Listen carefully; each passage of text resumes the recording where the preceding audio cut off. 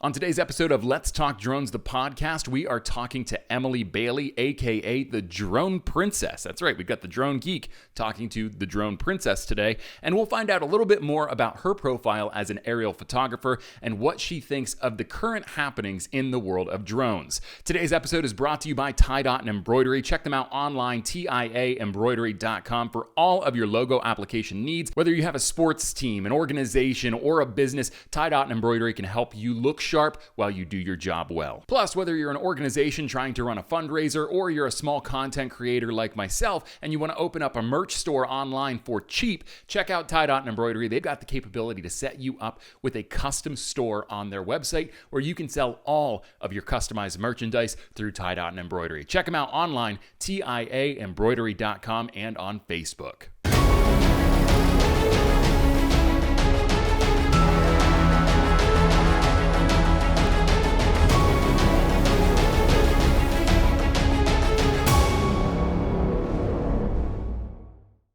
What's up? It's Chris, the Drone Geek, and welcome to another episode of Let's Talk Drones, the podcast. Today, I am so excited to be joined by the Drone Princess, Emily Bailey. You can find her on Instagram at the Drone Princess, as well as on YouTube. Emily, how's it going? We've been talking about getting together on this thing for so long, and it's finally happening. I know. It's going great. It's going really good. Good. I'm glad to hear that. I'm very glad to hear that. And you and I have been working a little bit on some projects, just sort of knocking things back and forth with each other when it comes to video. Now, we're working on video right now, but you have a background in, using your drone as a photography tool, many other things. But can you just sort of give us a background, a profile on who you are as a drone professional, how you use your drone, and what you're looking to do in the future with your drone? Yeah, for sure. So I bought a drone about 2 years ago, and I didn't exactly know where I was going to go with it. So I started off in video, and that was super complicated. So then I decided to take on more of photography and almost like a little, maybe some fine art photography, but I'm still in like the beginning stages of really learning how to really grasp things with that. And then as far as in business goes, so it started off with just sharing photos on Facebook. And now I have jobs coming out of everywhere. It's so insane. Yeah. So as I go. Yeah, and it's one of those deals where a lot of people get involved with drones professionally and they're trying to earn money on them commercially. And like for the longest time, you have a hard time getting business in. And then all of a sudden something just clicks. And then you're like the drone person in your community and people are contacting you left and right about stuff. And it almost becomes like too much to handle right out of gate. Yeah, absolutely. I mean, I counted at least 6 of my girlfriends have bought drones since I got a drone. So you're kind of like the trendsetter of your friends then. Yeah, it's awesome. So what kind of drone do you fly? Mavic Pro 2. Okay, gotcha. And how do you feel about it? I guess you must like it. Oh, I love it. I'm obsessed with it. Like I walk outside in the morning and I'm looking at the trees to check the wind. I'm looking at the sky. I'm looking at the weather, looking at the wind on Drone Buddy. Like, am I going to get to fly today? Like waiting for the next day to fly. And that's the thing is people don't understand, like there's a lot that goes into whether or not you can fly a drone. So, like if the wind, it could be a beautiful sunny day out, but if that wind is just a little bit too strong, I mean, no, you're not going to go out, or at least you shouldn't go out and fly anyway. Exactly. Yeah. Well, I don't mean to bring it up if it's embarrassing, but I figured it's all right. I did see the wedding photo with the drone. I saw that it sort of made its way in. That was so hilarious. Yeah. So I did have a drone flying over my wedding ceremony, but the funny thing is that it was so loud, people couldn't hear the preacher. So I had to tell the pilot, like, go higher, go away. And then it got so dark that we couldn't really take photos. So we actually hovered the drone over, my dad has a historic Model A vehicle. So we used the lights from the drone to illuminate the camera to Oh, get. that's very cool. That's, Yeah. that's very intuitive, I have to say. And it's funny because drones have all these different uses, and a lot of people would think, well, it's just a camera, but really you can use it for many different things. But that's probably the most creative use I've ever heard anybody Oh, sort of totally. MacGyver a drone for.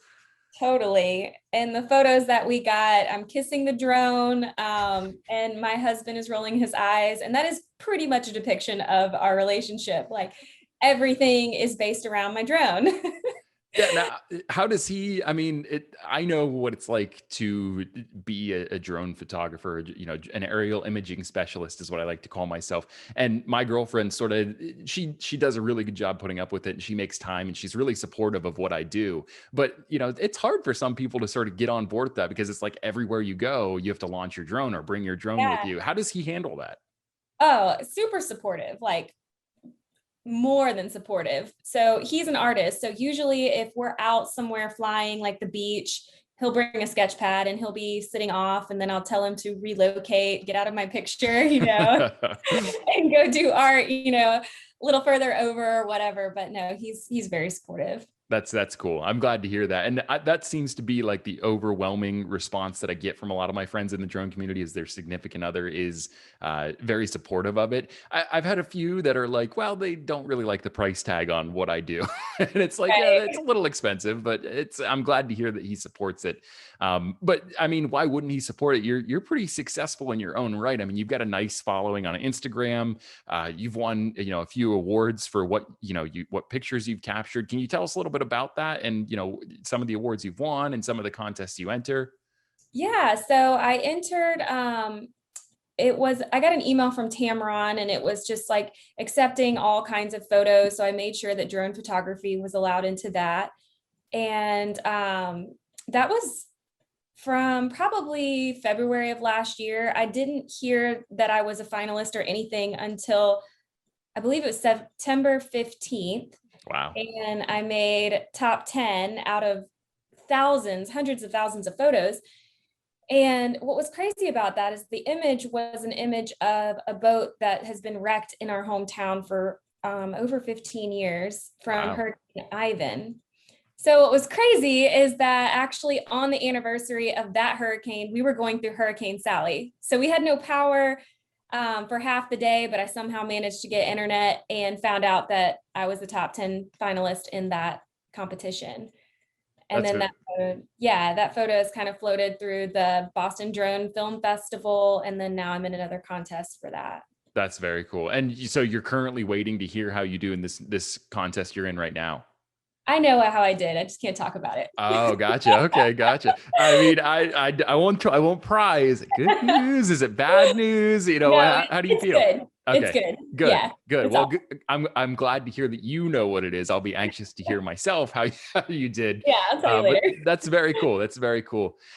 Yeah. So I mean, very accomplished photographer, and the conversation I have with a lot of people, and it goes one way or the other, is they buy a drone, they become an aerial imaging specialist, and maybe they have a background in photography, or maybe they have a background in video, and then they try to make the crossover.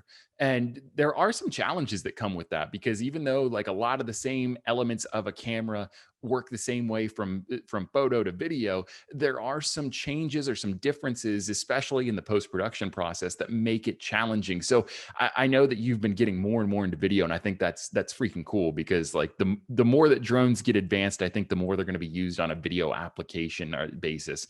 Tell us some of the challenges you've had as somebody coming from an accomplished person when it comes to photography with your drone, to now all of a sudden you're getting into the video game and you're sort of starting from square one. What's that like?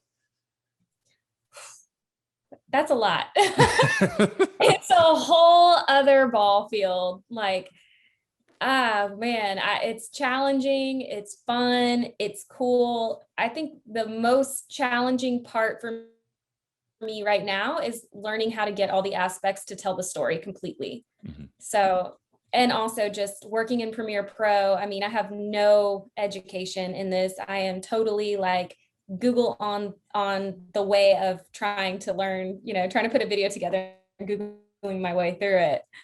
Yeah, So I think that there's more people out there that are, subscribe to that process of I'm just going to edit and edit and edit the way that I know how until I run into something where I need somebody to help me, and then I'll get on YouTube or Google and look it up. So I do that all the time. Like I just go, all right, let's get in here and let's do what I know.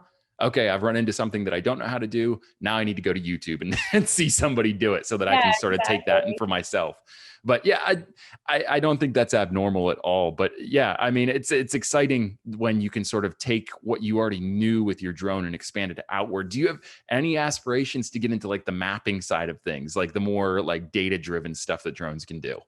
I don't think that that's really my personality at all. Like, I feel like somebody like that needs to be very tedious, very detailed. I prefer more the creative work. Like, I enjoy the storytelling.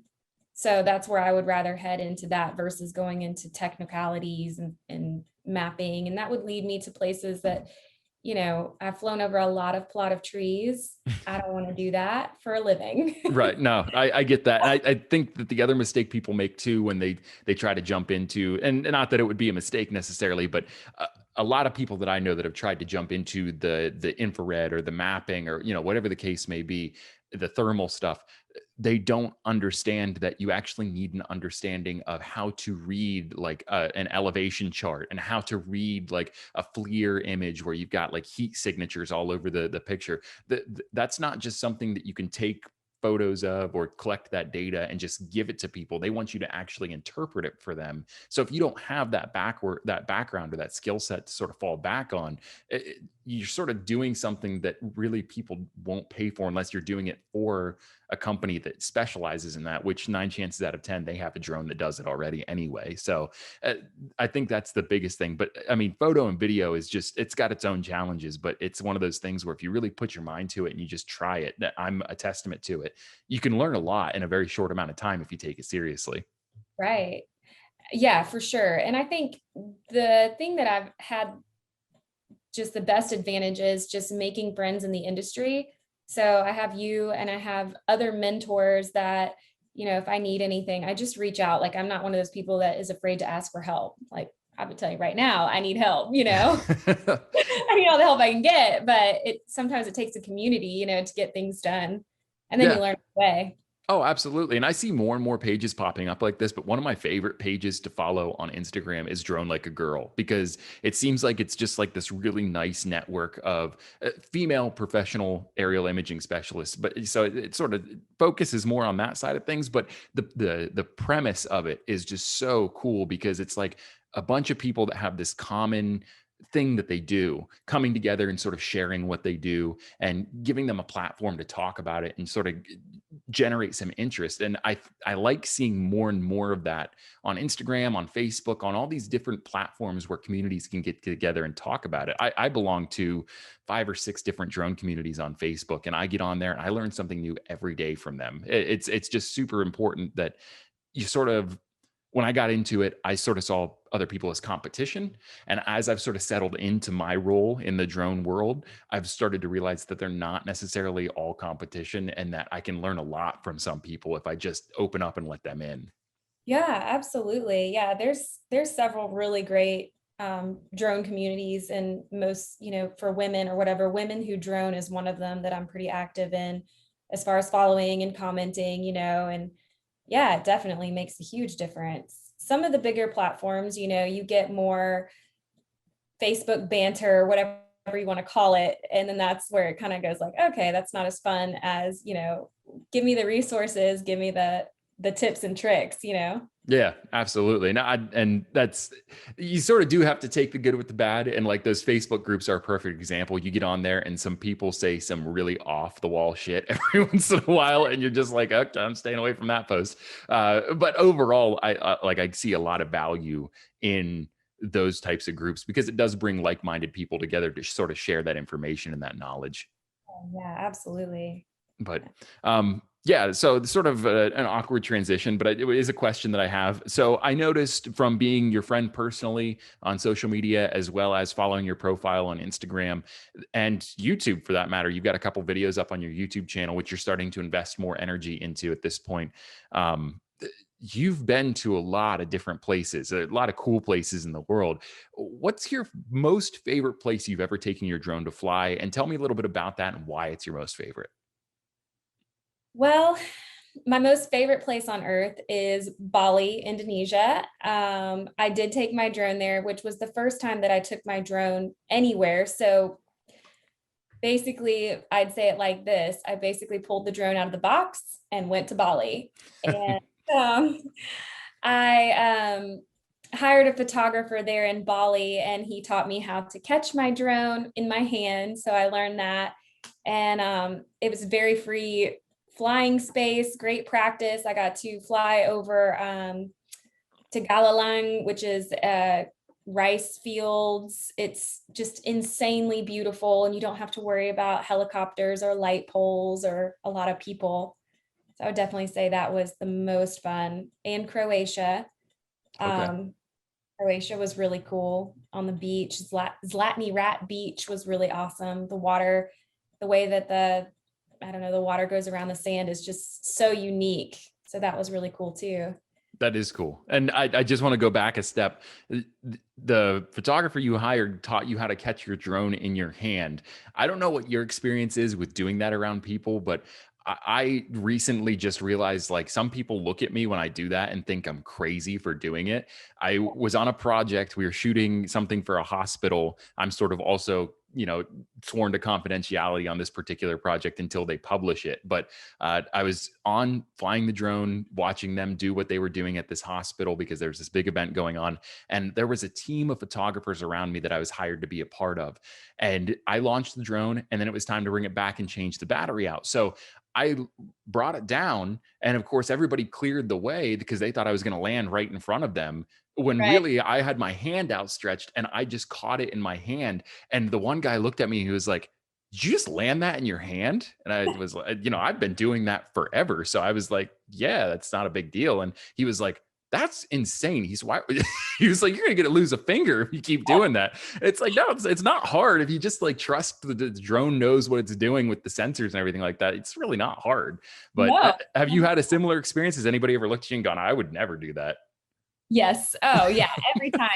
And I think it's so funny because I always picture myself of like the Statue of Liberty or this like demigod catching this like aircraft in my hand, like, come home, baby, and people are just so impressed. I'm like, yeah, it's really nothing, I've found myself and I've caught myself, and I'm becoming like a crazy drone man. Like every time I land the drone in my hand, I always land it with the camera facing me. And I say something corny to the effect of like, "Oh, there you are," or "Welcome back," or something. Like I talk to it like it's a living thing. And I can't help myself. I just do it every time. That's so funny. I always land mine with the butt. So I'm like, okay, there you go. Big booty Judy. Come on, let's go. That's funny. Can you tell me about what your worst encounter flying was? Have you ever had anybody approach you aggressively or, ask you, things that maybe seemed a little bit too personal when you're flying your drone? Tell us a little bit about that, because I know a lot of pilots encounter that. And sometimes it's hard to know how to handle those situations. For the most part, my experience has been really, really pleasant. Most people want to know how much the drone cost, your average 5 questions. Mhm. How long have you had it? Are you, licensed, whatever. Only one time have I had a really terrible experience. And this was after Hurricane Sally. I was nearby a broken dock with some half sunken boats, a lot of hurricane debris. And a man came up to me and said, "You're on private property, you need to leave." And I was with a friend, and we said, "Okay, well, we'll get our stuff and go." Well, we didn't move fast enough. And I said, "Sir, we're flying our drones, we're going to land them, and then we'll be right out." And he circled around in his car and basically berated me the whole time, didn't say anything to my guy friend, just said, "You look like a very educated woman. How could you be so stupid?" I'm thinking, what damage could I do? The damage is done. Right.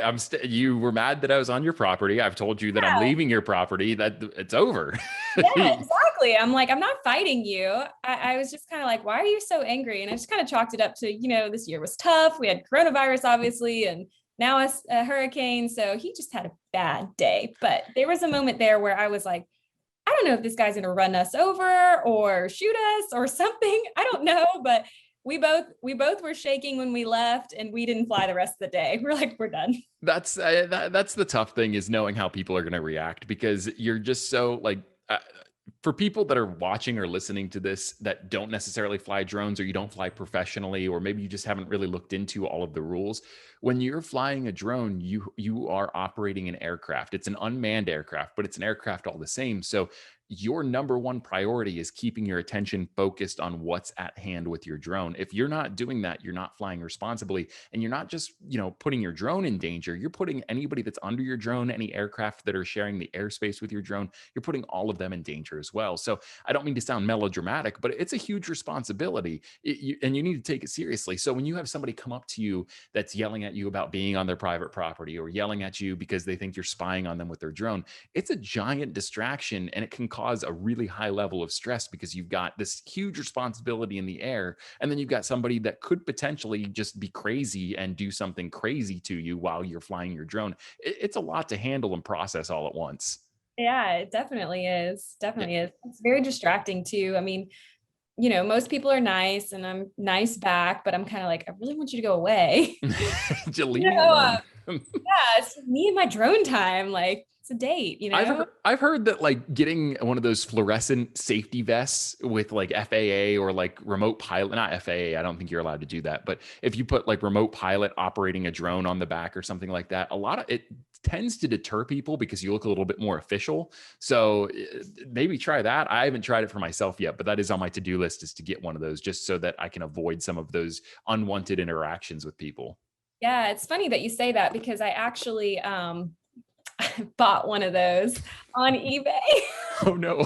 It was like 3 times too big. So I'm about like 5'1", and this thing was like a dress, a fluorescent dress. And my friend was like, do not wear that. That is embarrassing. And I was like, learning on this podcast. Vest especially, because they're not made for like tiny women, they're made for construction workers. Exactly. I hadn't even considered, I guess that's male privilege, but I hadn't even considered that if I ordered one of those, it probably is going to fit like, okay, but for somebody that's 5'1", it's going to be a little harder to fit into. Yeah. I wish I still had it. I sold it on eBay. Well, it would have been a nice collector's piece. You could have hung it in your office and been like, oh yeah, that was my vest. I would probably start some outlandish, like this like weight loss journey story. I'd be like, yeah, that was my vest, and now I wear a small vest. But anyway, so your worst encounter flying, it happens to everybody. I'm glad that some people do get away without too much craziness going on while they're flying their drone. But that brings up a good point. There's been conversation recently, and we have a few points I want to touch on with you, especially as an actual aerial imaging specialist. We have some things coming up in the drone world that are going to ruffle some feathers, make some people uncomfortable, and might outright ruin the hobby side of things. And those things are the unmanned aircraft traffic management system and remote ID. Those are the two big ones coming up. I know that you've been looking into remote ID, so I want to talk to you about that a little bit more in depth. And if you don't have a lot of information, that's fine. I'm still sort of learning things. All I know is the stuff that they released in that press release. But what are your thoughts and feelings on remote ID? Everybody sort of has their own stance, so I'm curious as to what yours is. I see it as another obstacle to fly in places. I understand the idea of, creating safer airspace, because I think we do have a problem. You can go buy a drone, you can throw it up into the air, break all the rules, not know anything. I mean, how many of us really bought a drone knowing anything about airspace? I mean, I feel like until I really got my 107, I don't think that you can really fully respect the air in the way that it's meant to be respected. So I definitely think maybe that's a good thing, but yeah, I don't know. I guess we'll see. I'm worried about how are they going to do this with the modular on top? Is my drone going to fall out of the sky? Is it going to be too heavy? Am I not going to be able to attach a loon cube or anything else to my drone because of that additional weight? Or, if it's integrated into the software, are we going to have to buy new drones? Because I mean, this is like my first child, Yeah, and just sit on my wall and look at me, And those are like that. Those are the main points that everybody's concerned about, and rightfully so, because there's a lot of questions up in the air.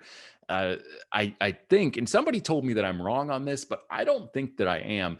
I believe that for DJI drones, it is going to be a firmware retrofit issue where they're going to actually have to send out an update in order for the drone to be able to broadcast remote ID. Now, that takes into consideration the idea that it's going to just be a Wi-Fi signal or some sort of a signal that the drone can broadcast off of it, similar to like what your remote control communicates, some sort of radio frequency.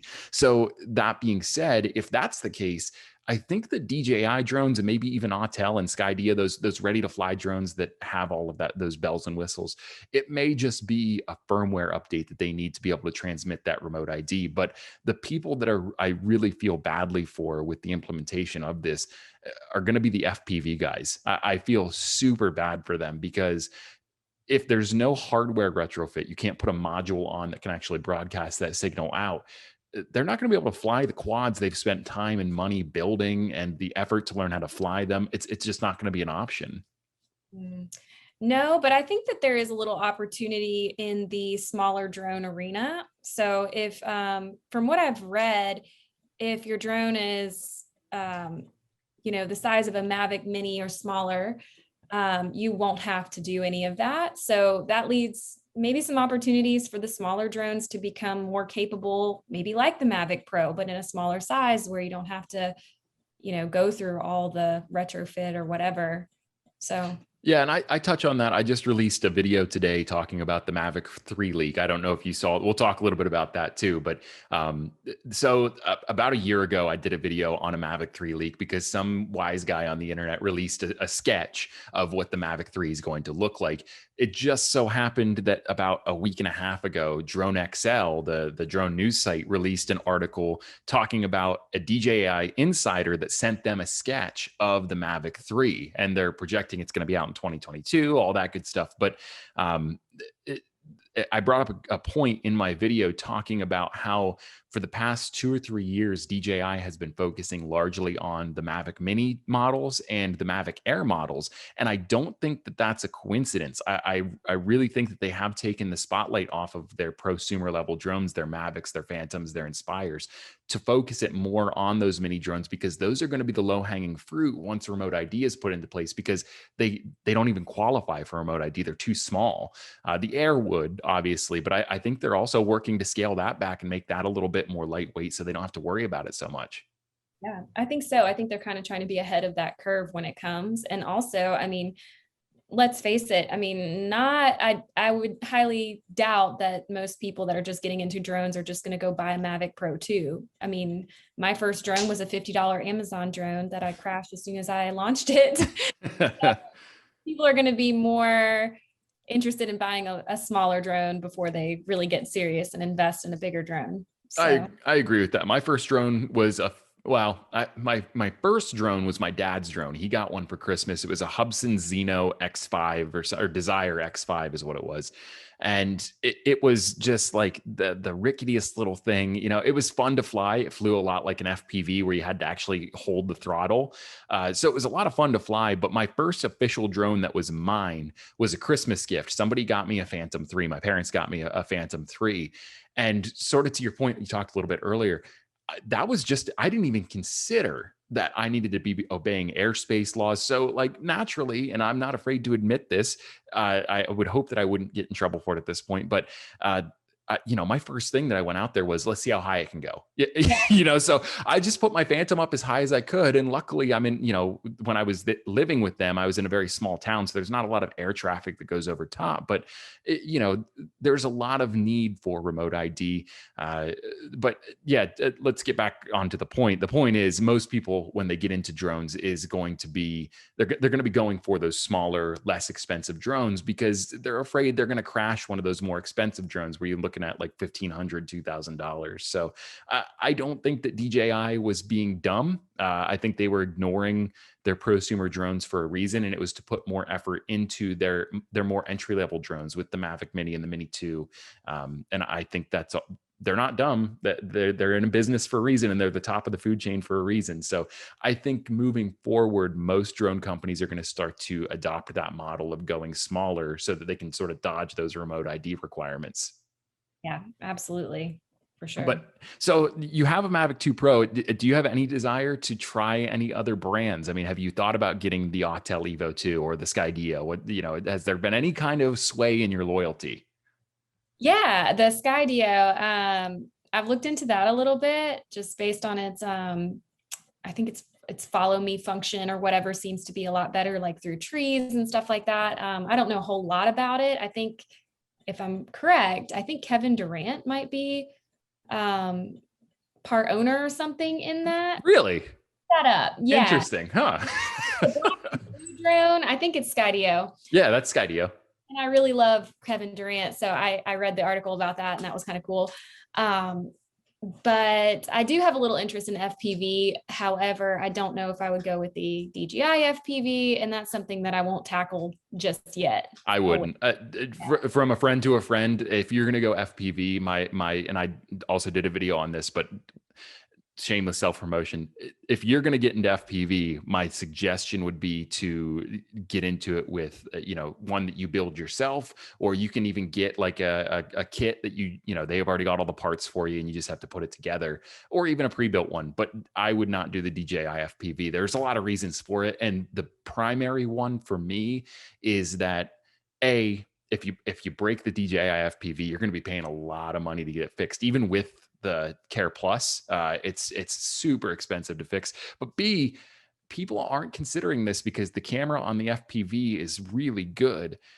You can't change, like, there's no upgrading that. On an FPV drone that you build and you attach like a GoPro to, new GoPro comes out, it's got better specs on it, you just swap it out. You go buy your $400 or $500 action cam, you just swap it out, you're good to go. DJI, you're going to have to wait till the next FPV drone comes out to get the next best camera. So there's no, unless you customize it, you strap something to it, but I don't think that's going to be effective at all. So I would say build one for sure. Yeah. I have the controller and a simulator. I don't even know what brand it is. I've tried the Sims a few times.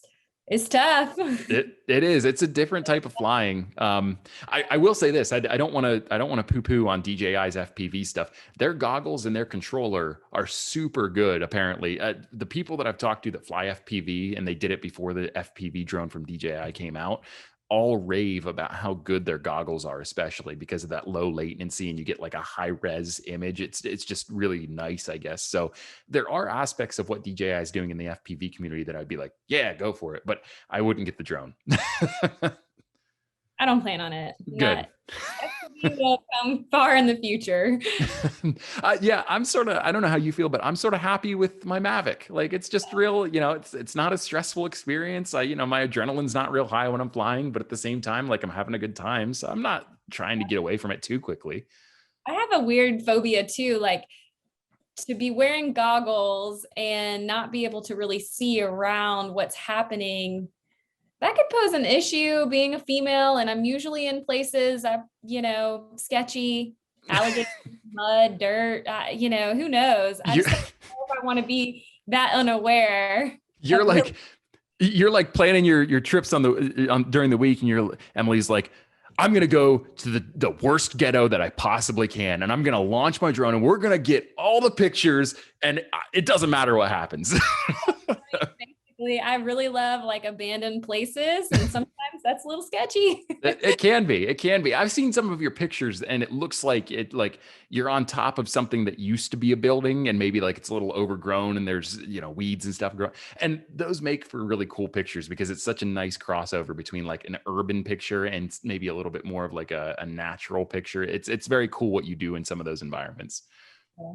Yeah, it's cool. But so we'll go back to the unmanned traffic system. I talked a little bit about remote ID. I think that your stance is not dissimilar from a lot of other people's. The more that they talk about remote ID, the more that I'm like, okay, yeah, we do need this. We need to figure out how everybody can still fly after we've implemented it, but we definitely need something. But the one thing that I will say we definitely need, and there's no two ways about it, is a traffic management system. Right now, largely, there's no way to keep track of fellow drone traffic in the air unless you're using like an open radio frequency. And the chances of somebody else being on that as a drone pilot are slim to none. Most people don't do that. So there's really no way to account for one another. And so the traffic management system, I think, is super important, and that needs to be developed. But did you hear about what AirMap did? No. Okay, so about a month ago, AirMap got on their Twitter account and tweeted out about the opportunity for the traffic management system, which I think we all agree we need. But they talked about the opportunity of charging drone operators fees and taxes to use the traffic management system. So they are in favor of monetizing this traffic management system, and everybody lost their like people went bananas over this, not in a good way either. And like they just everybody's been boycotting AirMap. So I always try to tell people when they're asking me about like what do you use to get your lank or what do you use to get your authorization, I don't use AirMap. That's exactly how I start that conversation. Don't use AirMap, but I do use Kitty Hawk, so but did you hear about any of? You didn't hear about any of that. You got it. Mm-mm. It's interesting. What are your feelings on that? I assume that they're going to be much the same as mine, but what are your feelings on that? The idea of charging taxes and fees to use the airspace, essentially. I hate to say it. I mean, I'm not surprised. I'm really not.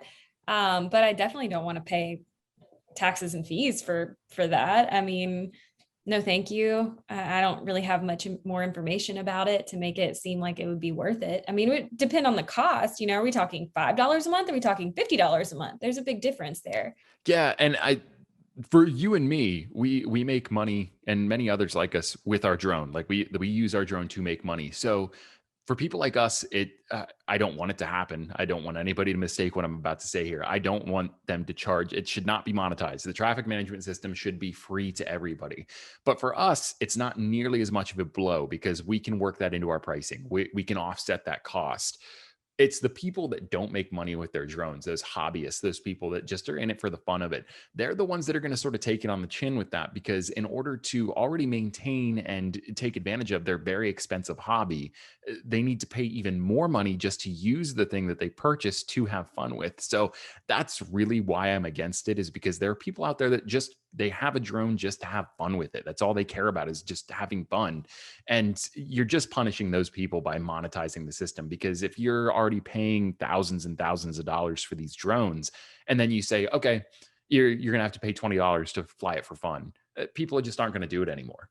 It would kill the industry. It would. It really would. I think that there's a larger portion of the industry that is purely hobbyist than people like to give credit for. I think that it's a growing number of people that are doing it commercially, whether that's with the 107 or illegally without it.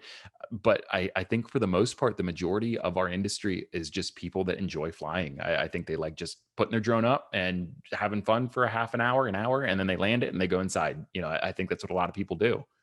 I think so too. Yeah, absolutely. So yeah, well, I would definitely encourage you, and I encourage everybody to look into that. And for the love of God, if you use AirMap, please stop using AirMap. Kitty Hawk is a much better alternative because they've actually come out with a counter statement saying they don't want it to be monetized. And overall, after switching from AirMap to Kitty Hawk, I'm much happier with the interface. I think it's a lot smoother. So just my opinion. But anyway, we'll move on. Another hot button thing that I'm really interested to get your opinion on is working for exposure. This is a really touchy subject with me and a lot of people, and I really like to hear where everybody stands. The biggest thing that we face, and I know that you probably feel this as well as your husband too, because he's an artist, you said, so I'm sure he gets this a lot too, is people trying to get your work, your photos, your videos, whatever, at no monetary cost to them. They offer you exposure through a tag on their Instagram channel, or they offer you, a referral to another company that will pay you. And there are all these things they try to offer you that don't spell out to an actual economic gain for yourself or a financial gain for yourself.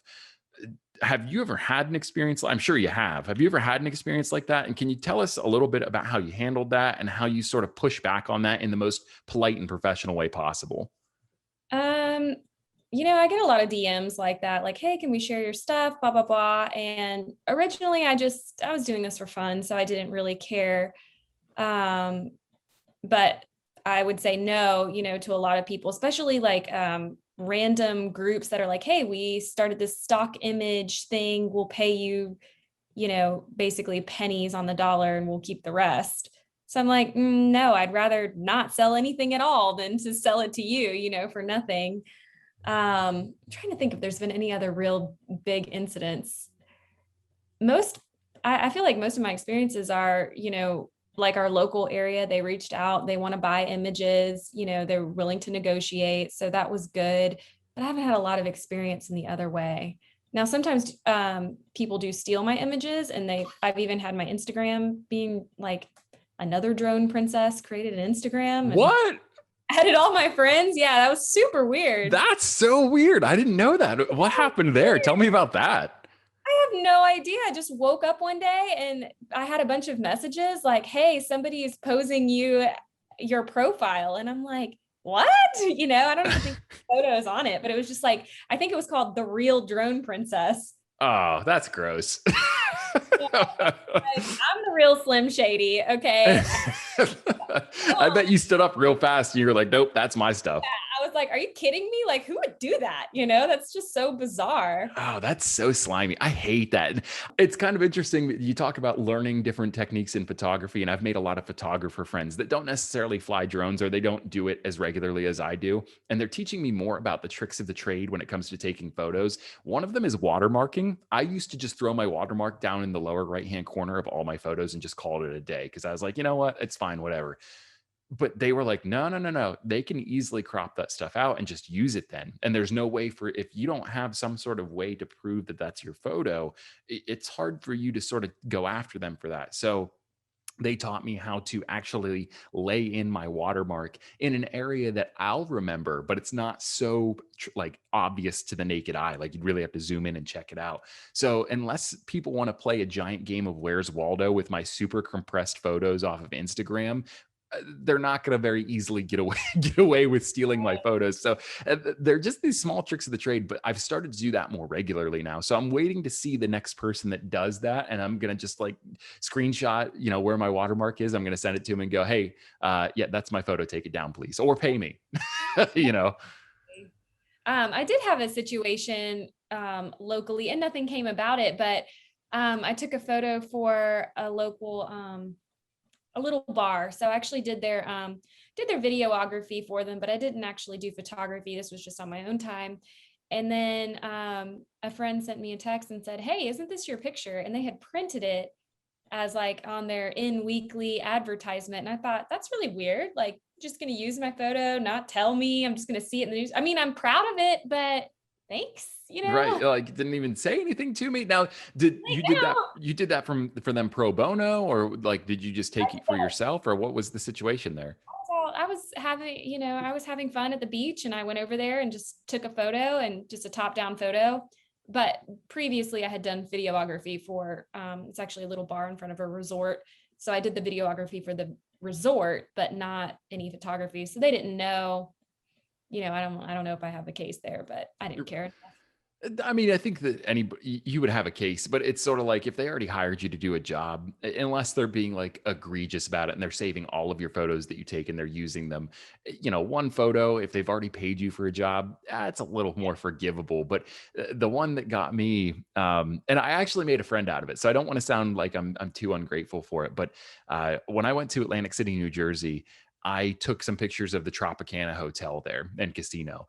And they have this just beautiful building right on the beach. It's very, very cool. But I took some pictures at night for them. I got the necessary waivers and everything like that. Took some pictures during the day.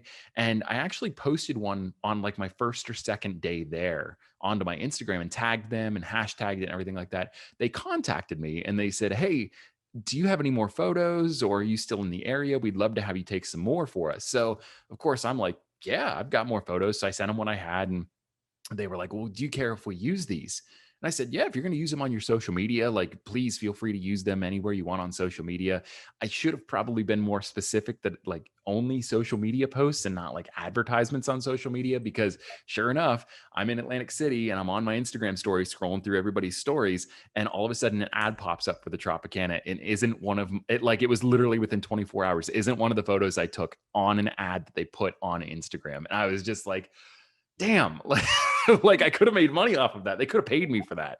Yeah, and I'm sure they've got some money, at least giving you like free breakfast or something. Well, exactly. It's like, like, hey, I'm just a small guy. And like, can I really do anything about it? Probably not. It would cost me more to hire a lawyer to go after them than it's worth for me. But at the same time, it's like, you're a casino for God's sakes, in a hotel. You've probably got tons of money. Like, just float me a 50 and we'll call it even. You know what I mean? Like, that's all I'm asking. So, but it is funny how, and I don't know that it's always, people trying to take advantage of creators. I think more often than not, it's people not understanding the etiquette.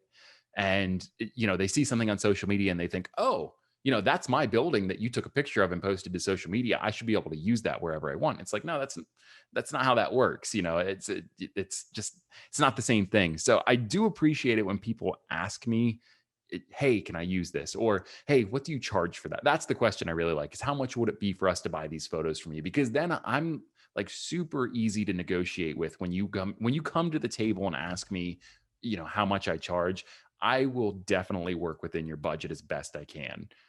Right. But yeah, I would just ask, if you're going to do that, hey, at least like put my Instagram handle on it or something. exactly. And I've sort of gotten away from that too. I don't know how you feel about this. Like, there are certain circumstances where, yeah, you go ahead, share that. And if they want to share it to their story or they want to repost it and tag me, this is the Drone Geeks post, go to his profile, whatever. That's one thing. But I just recently had a scenario play out where somebody had taken one of my photos and posted it to their Instagram profile. And it was one of those deals where I was like, huh, it's Instagram. So do I really want to throw a big fit over this? It's not a huge deal, but at the same time, it sort of sets a precedent that I don't want to like continue. But I don't know. I'm just a little funny about people not paying for what I do, because between the drone, the editing, the time it takes to edit, the time it takes to learn how to edit, all the things that go into what we do, it costs a lot of money when you really translate it out. So when people just take my photos and post them, sometimes I'm okay with it. Other times I'm like, nah, I wouldn't have done that if I were you. Yeah, for sure. But yeah, that's the difficult thing. But I mean, I don't know. I guess to sort of wrap this point up, because I don't want to rant and just sit here and complain about all the people that haven't paid me, because the list would be long. But so you walk the line as well. Like, if you could summarize how you feel about working for exposure, could you put it in one sentence for me? I'd rather get paid. I like it. I like it. I'd rather get paid. Short, sweet, and to the point. I agree. And I think the problem, and I'd like to get your feelings on this, the problem is people don't know how to value what we do. You look at it and it's a digital photo or a digital video. And as a viewer of that, you're like, well, that took them 30 seconds to capture. So they look at it that way. So it's hard for them to stomach the idea of paying us, 25, 35, 40, $50 for like a 30-second clip or one or two photos. But, it really does take time. So I guess, what are your feelings on negotiating price and trying to be reasonable with your clients and stay within their budget? How do you handle that? That's tough. I think I'm really still learning. I've undercharged. I've probably overcharged a few times too. And so it kind of balances out one way or another. But yeah, I mean, we've talked about this outside of this. Just, I think the best way is to charge an hourly rate, and then hourly rate for editing, and leave room for, hey, this might be a little bit more work, or if I have to go back and, if the weather's not good or whatever, your time costs money. And sometimes it doesn't work out. Oh, absolutely. And I haven't run into this scenario very much. I think it's happened one time for me. Maybe more for you, because you seem to be a little bit busier than I am commercially. But I've had scenarios where somebody's booked me and I put them on my schedule. I block out that calendar and I turn down other work for that same date range. And then they either cancel on me or something happens where, whatever they were planning on doing doesn't happen at the exact time or the exact day that they wanted it to. If it's weather related, I don't hold that against them. That's different. But, when you book my time, there is value in having that spot because I'm not going to give that to somebody else, So the agreement should be like, you're going to pay me for at least a portion of that time if something happens where you can't meet with me or the project can't happen that day. But yeah, valuing time is tough for some people. For sure. For sure. And I think you're right. The hourly rate's probably the best way to go about it. And I've talked to people that price it based upon the product. Like some people are crazy enough to go per 30-second clip. And I'm just like, why would you ever do that? That is a mathematical nightmare that I want no part of. Because if you shoot, 16 minutes of clip, I mean, I guess that's pretty easy to figure out if you're charging by the 30-second, but it doesn't always end up being 16 minutes and 22 seconds. How do you charge for that? Because 22 seconds isn't 30 seconds, but it's also not like 10 seconds. So who takes the loss there? Exactly. Yeah, that would be difficult. Mm-hmm. I think I'm still kind of learning, like also setting your parameters before the flight. Like when you get your client, like find out specifically what they want. And I try to be really detailed with it. And I'm still learning how to ask even more questions because it's a lot. It's like you need a good consultation for sure to know what you're into. Absolutely. And the other side that people don't see is the piloting side of things, the responsible piloting side of things, getting the authorizations that you need, getting any waivers that you might need. There are a lot of things that go into a flight that they don't think about. They think that you just take your drone, you show up, you launch it, and that you're good to go. I recently had a project. They were super understanding. They were easy to work with. So there's nothing bad there, but they contacted me and they gave me a list of 10 addresses they wanted me to go and photograph and take video of. And it was around the city of Philadelphia. And, I said to him, hey, I need those before they said, we just have 10 locations. I said, I need those addresses up front so I can see what airspace I'm dealing with. And, they sent them over to me, but I had to actually break the news to them. 2 out of the 10 addresses, it wasn't going to happen. They were in a no-fly zone and there's nothing I could do with the time frame that I had to get the approval that I needed to fly in those areas. And people don't realize that kind of stuff goes into it. I had a situation. I actually went to a lady's house. I knew that she was right on the cusp of 5 miles from the airport, on the water, on the bluffs. And I mean, she wanted me to do it so bad. And I mean, there's nothing you can do. If you can't fly there, you can't fly there. I even contacted the Sky Warrior, which is our local helicopter tours. Mm-hmm. I mean, I was going to take my camera on a helicopter and get her photos. Yikes. They said we can't even fly over that area. They said that's the landing area, so it didn't happen. Yeah. And that's the thing too, is like there are certain circumstances where I can unlock a zone or I can get low altitude authorization for flying in some of those areas, but that typically takes time. Now, in certain circumstances, you can get automatic approval depending upon the ceiling that you have in the airspace. But if it's a 0 ceiling, that takes a manual approval. And, you're not guaranteed to get that. So when people, come to me and they say, hey, I have something going on tomorrow. I want you to fly in this area. And I say, well, that's restricted. I need to get approval to fly there. They go, okay, well, just go ahead and give them a call. And it's like, that's not how it works. Like, I can't just call them and ask them if I can fly. It might have been the way before, but now actually they're urging people, drone pilots, not to contact air traffic control towers and ask for permission or let them know that they're flying. You're supposed to just go through a LANC provider and get that authorization through the system. Right. So and that takes sometimes it can take a couple days. Yeah. Yeah, I mean, the flight in Philadelphia, there was one that I was able to apply for. It was a 0 ceiling, but I forget what class airspace it was, but I could have gotten the authorization. So I applied for it, but it took, I mean, all of 24 hours for them to get back to me and go, yep, you're good to go. So had I not applied for it as soon as I did, or I guess as late as I did, any later, I would have probably been screwed. It wouldn't have happened. Right. But that's all that goes into the responsible piloting. Yeah, exactly. I mean, I think that people don't really fully understand what all goes into it. Like, it's not just your basic photography aspects. Now you're dealing with, different positions of the lighting and birds and aircraft. Have you ever had a bird attack your drone? Yes. A flock of birds like a month ago. I was downtown Pensacola and I launched, and I am not kidding you. These birds were flying past my drone while it's not even 30, 40 feet up in the air. And I'm like freaking out.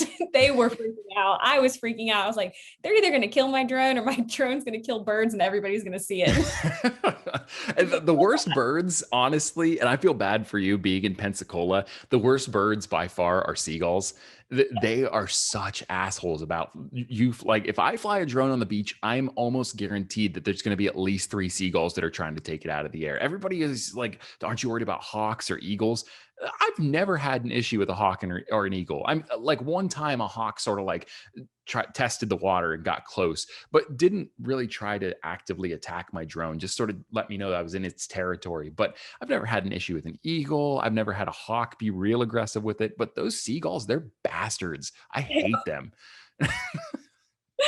They're awful. Yeah, they're a pain. It's the worst. It really is. But yeah, I mean, there are a lot of challenges that go into flying drones, and we could sit here all day and just go through a list, and people still wouldn't understand. And I think that's the most frustrating part of it, is that people don't see all the work that goes into flying a drone responsibly as a professional pilot. Exactly. And then the art behind it that makes it what you create. Well, exactly. Because like, you have your artist side of your brain that's going, oh, this would be a beautiful shot. And then you've got your pilot side that's going, yeah, you're not allowed to fly over there. So like, you kind of have to like have them battle it out and figure out, how do you get the best shot possible without breaking the rules? And it's a constant battle. It is. And then to also stay like so focused and still and think your movement through, it's just so much going on at one time, which is kind of why I love it, because it's really challenging, really like test all aspects of your brain. Oh yeah, for sure. You've got to be sharp, but you've also got to maintain that creative side too, and not get too lost in the technicality of things. Um, and speaking of not being allowed to fly in certain places, what do you? We didn't really touch on this. How do you feel about the abolishing the waivers for flying at night and then flying over people? That was announced with the remote ID, and I think that was supposed to have happened this month, but they pushed it back, I think, into late April now is when that's going to take effect. So how do you feel about that? Are you going to take advantage of that? Yeah, I mean, if we can fly over people with no problem, that works for me. I mean, that's a plus.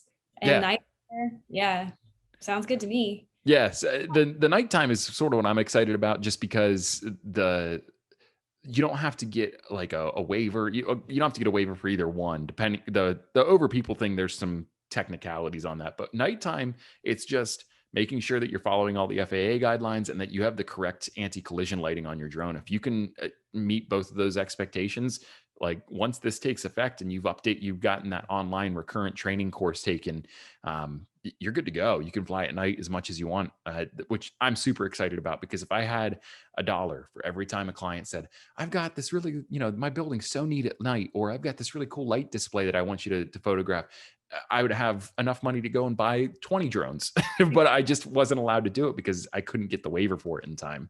Right. Yeah, it definitely opens some more doors for sure. But the flying over people, I don't know how familiar you are with the rules for that. There are a lot of technicalities with that. I don't want to like preach at you if you already know them.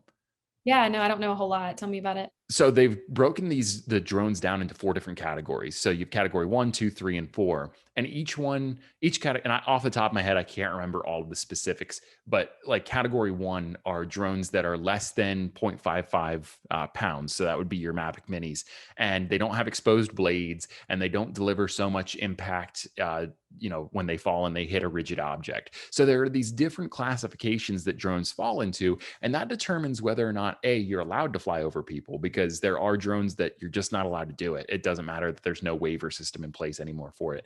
And then B, there are drones that you're allowed to fly over people, but you need to meet certain criteria in order to do that. So like the Mavic Pro, for instance, I think that falls into category 3, if I did my math correctly.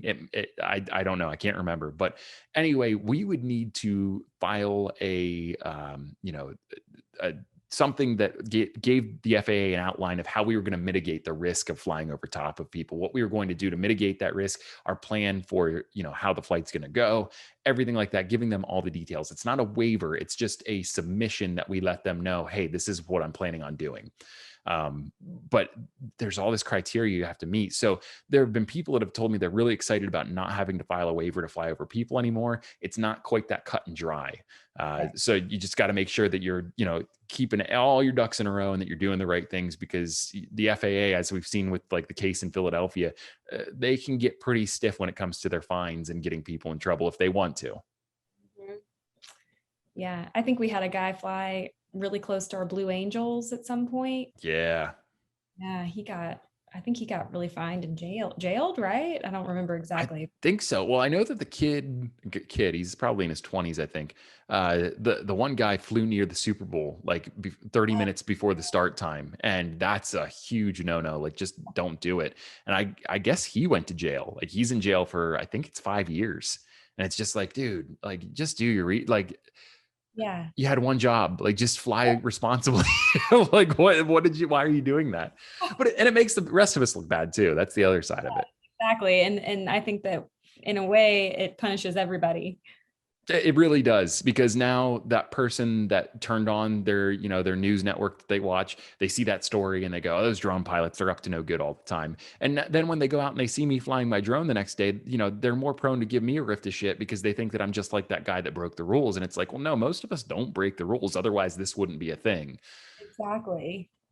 So, but yeah, that's what's going on with those two. You won't need waivers for flying over people at night. I don't know all the specifics since they've made the changes they've made to the dates and everything. But that does bring me to another point. What do you think about that new training course? Instead of having to take your recurrent knowledge test and pay $150 every time to keep your Part 107 current, you go and take a free online training course every 2 years and you're good to go. Sounds good to me. Heck yeah. I'm all for it. If I can do it from the comfort of my own home in my PJs and just like stress-free environment, that's totally cool. I was put in like a little closet cubicle to take my test. Man, they're brutal. I was in high school taking my SAT again. Right. I mean, like, you talk about you're trying to be as relaxed as possible and they just throw you in this room. And my room was super dark. And I just remember, like, the only real light source that I had when I was taking my test was the computer monitors behind me and the computer monitor in front of me while I was on there taking the actual test. I just remember sitting there thinking, this is not helping my stress and my anxiety right now. I'm trying to focus on this test, but all I can think about is the fact that I don't like that anything could be happening around me and I can't see it. Right. I just remember that I got done with the test. I submitted, I was like, okay, I'm done. And then it just was like, okay, like the computer didn't give me my test score. And I'm like, what does this mean? Mm-hmm. So I go to the front desk and the lady's like, are you okay? And I'm like, well, I'm kind of stressed out. She's like, why? I'm like, because she's like, oh, it didn't tell you that you passed or not? I'm like, no. She's like, oh, you passed. I was like, okay, thank you. That's funny. I went through a similar situation. I got done and I was like, okay, where's my test score? I've taken a million practice tests online and it tells me my test score at the end. Exactly. And so I went out and I was like, I think I'm done. I don't know. I said, I'm done answering questions. I don't know if I finished the test though. And so she went in and she checked on the computer. She said, yeah, I think you're done. And so she went to her computer that had the results on it and she opened it up and she took it. It probably was only 15 seconds, but it felt like an hour to like finally tell me my score. She just sat there and stared at her computer and I was like dying inside. I was like, I need to know, did I pass? And she was like, congratulations, you passed. And I was like, oh, yes. Like, thank you. That's all I needed. Yeah, exactly. Now I only got, and I would not expect you to share your test score, but I only got like a 77. So like, I'm no expert. And I went back and I reviewed all the material that I missed. And I made sure that I studied up on that and really made sure I knew that stuff after the fact. But, that even her telling me that I got the equivalent of like a C-, I was just so happy that I actually passed it because I was just like, I don't think I'm going to pass this. Right. I think I made an 87. Oh, that's pretty good. So it was pretty good. They threw some tough trick questions in mine. Oh, those sectional charts are awful. Like, it's like, I'm sitting there and I'm just like, I know what you're asking me, but like, it's so busy on this little tiny square that's like this big. I don't know what's going on. Like, I can't even read this. Mm-hmm. Yeah. And I kind of assumed, I was like, I bet there's going to be some questions that are like straight from like the remote pilot app, like verbatim questions. There was one, just one. That's the worst. So you use a remote pilot app? Like, do you use 101 or what'd you use? Yeah, I can't remember exactly. I think it was Remote Pilot 101. I used the Remote Pilot 101 study guide. Okay. So I actually took the classes, watched the videos. I did that about a month. And the first 2 weeks, I just complained, like, I hate this, stupid. And then finally, when I was like, okay, if I'm going to do this, I'm going to just stop complaining and just do it. And then it was like, I picked up the material, I understood it. Okay, I'm ready to go. I think it took me like maybe 3 weeks of like really studying and really going over it a lot to get it. They 'Cause I didn't recommend 20 hours, I think, of total study time or something like that. Sure. I mean, Yeah. I would say I definitely would recommend Remote Pilot 101. I think that's what it's called. I think it was about $100, $150 for the study guide. I know But that they're like super highly regarded. Like they're sort of the standard for Part 107 prep. yeah, it was awesome. I mean, especially if you get the book, which I originally got the book off Amazon, you don't have any guidelines. You don't really know, like if you're not a pilot, like I have zero experience in this. So I'm literally having to start from scratch. Like you got to start with a class, I think. I mean, my personality does. I'm not, not the brightest person, but I had somebody that told me about how to prepare for the test, and it's funny, they gave me the exact opposite advice, and I can't say I'm upset for listening to them. I feel like if I hadn't, I probably would have gotten a better test score. But the reason they said not to get invested in like Remote Pilot 101 is almost exactly how you started your story. You're gonna hate it, and it's gonna scare you away from doing it. And he was like, you don't. He said, just study what you can online. Here are the things you need to know, understand how to read these things, and just do the best you can with the knowledge that's out there that you don't have to sign up for a course for, and you'll be fine. And so I did that. And again, probably would have gotten a lot higher score had I had like some structure to the way that I studied it. But I do think that there probably is a portion of people that start studying with like Remote Pilot 101 and they go, nope, not interested. I don't want to do any of this. This is too much.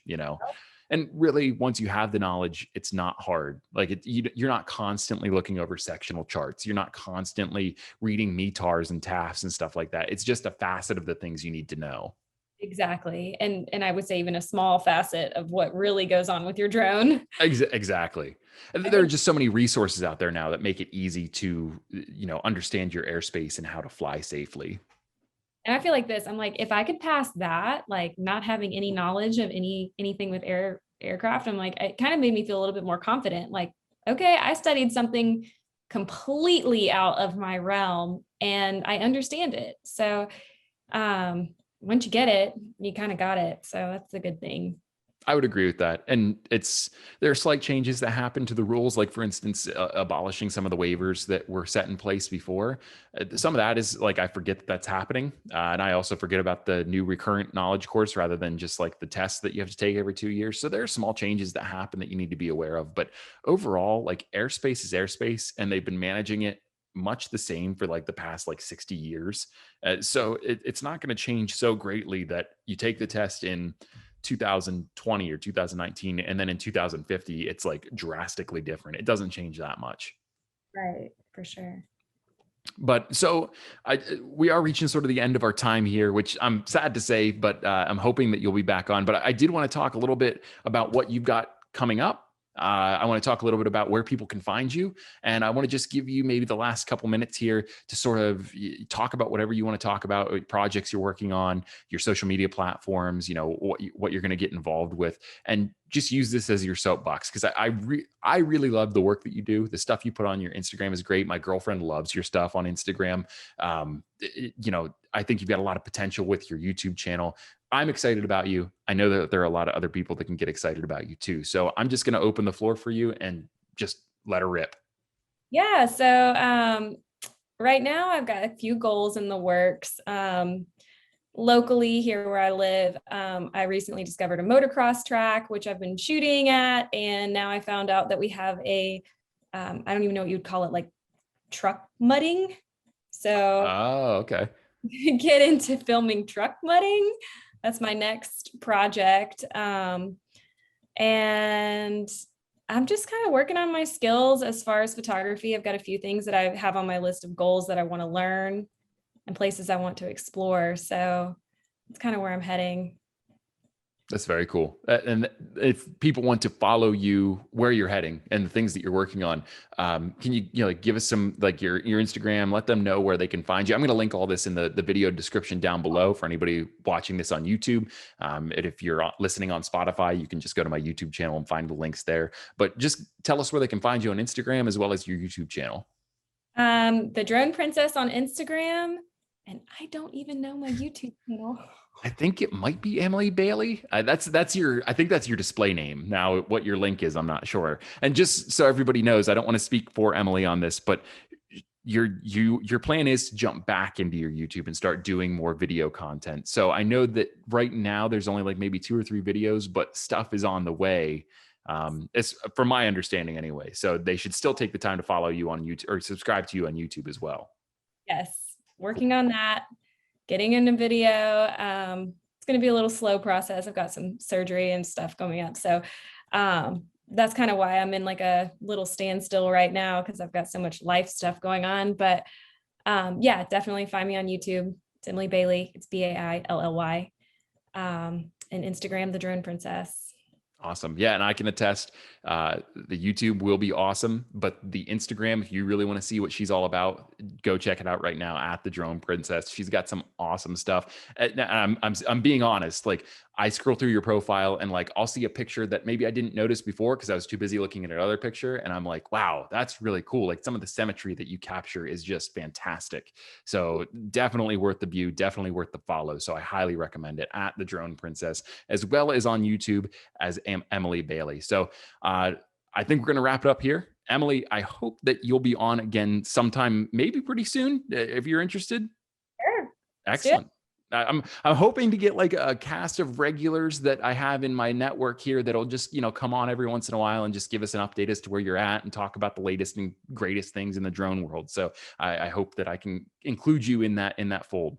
Yeah, sounds good. Awesome. All right, guys. Well, this has been Let's Talk Drones with the Drone Geek. I've been joined by Emily Bailey, the Drone Princess on Instagram. Make sure you check her out on her Instagram profile as well as here on YouTube. And until next time, I'm Chris, that's Emily, and we are out of here.